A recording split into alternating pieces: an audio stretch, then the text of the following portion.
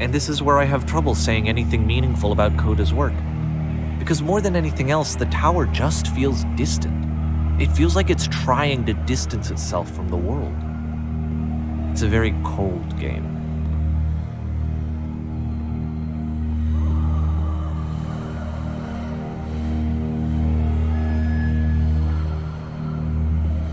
This room actually has a maze in it.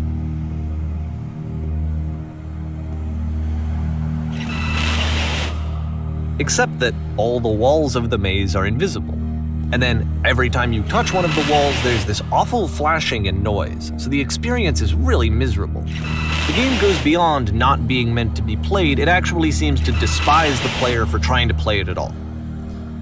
But I do want to show you the rest of the levels, so when you're ready to continue, press enter and I'll put a bridge over the maze.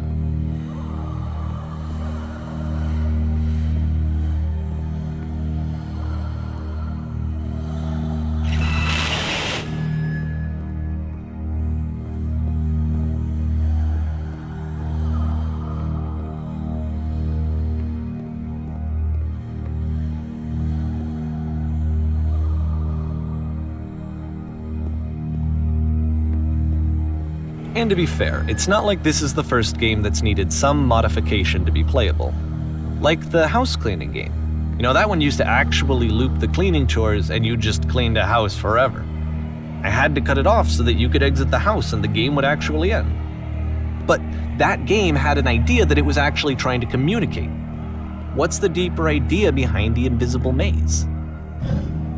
The only way past this challenge is to randomly guess the 6-digit code.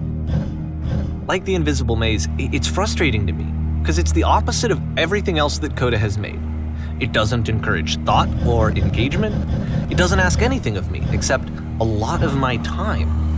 If I could have reached him during this time, then maybe I could have asked him, but I couldn't. I still don't really understand why this is here. I'll put the code on the ground for you here, though, so that we can move on.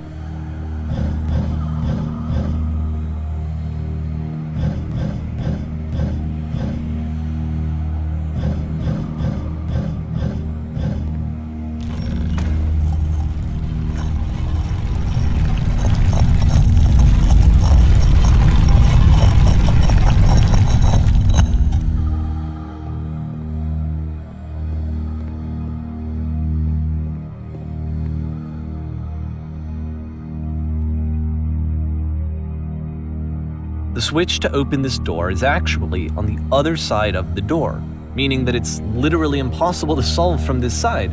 So even if you somehow brute forced your way through the first 2 challenges and you got to this point, there's actually just no way to progress. And it's scary for me, the idea of Coda cutting himself off entirely, just saying, you know, that's it, that's the end of the conversation, not giving me any way to fix the problem. I feel like a failure, I guess, when I can't fix the problem. But I can open this door for you, so let me do that. Was I a failure for not understanding this game? I mean, I don't know why I would be. It's not like everything needs to have a solution, but I feel it somehow. I feel like I failed, and I don't understand why. I remember, it's June of 2011. I'm playing this for the very first time. And as I'm playing, I'm thinking to myself, I don't know this person. I have no idea who this person is. It wasn't the guy I knew, it wasn't my friend. I had come to so many conclusions from looking at all of his work up to this point, and then suddenly none of them... I had been trying to, though. That was the thing. For years I was trying to get to know him, to understand who he actually was and what he stood for. I asked him so many times to please just tell me what his games mean to him. I asked him please to tell me what the 3 dots mean. And he wouldn't.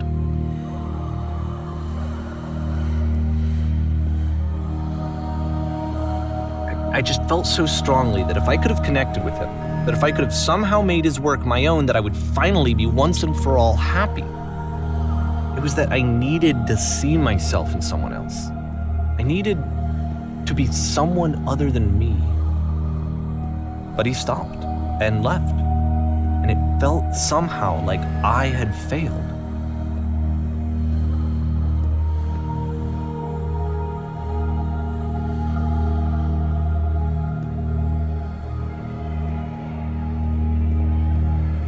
Where did I screw up?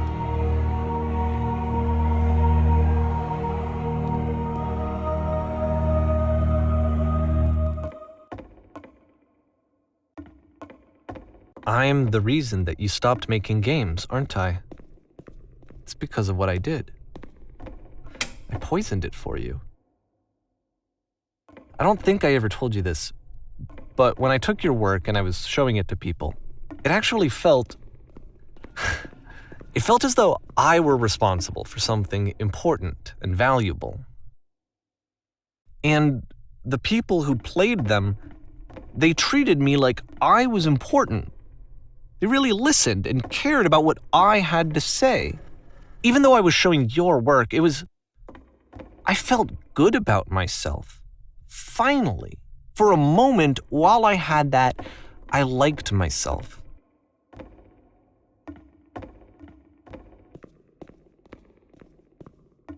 And then you stopped, and I didn't have anything left to show people. I just had to be with myself. And as soon as that happened, there was no feeling at all. Nothing. Less than nothing. What does that mean?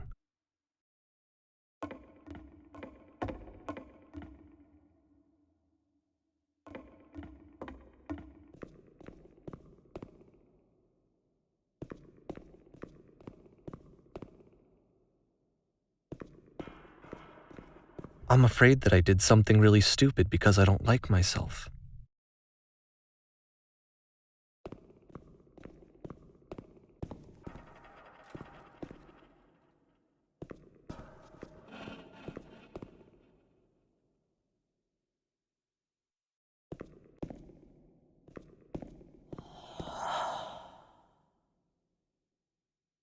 That's why I'm releasing this collection of your work.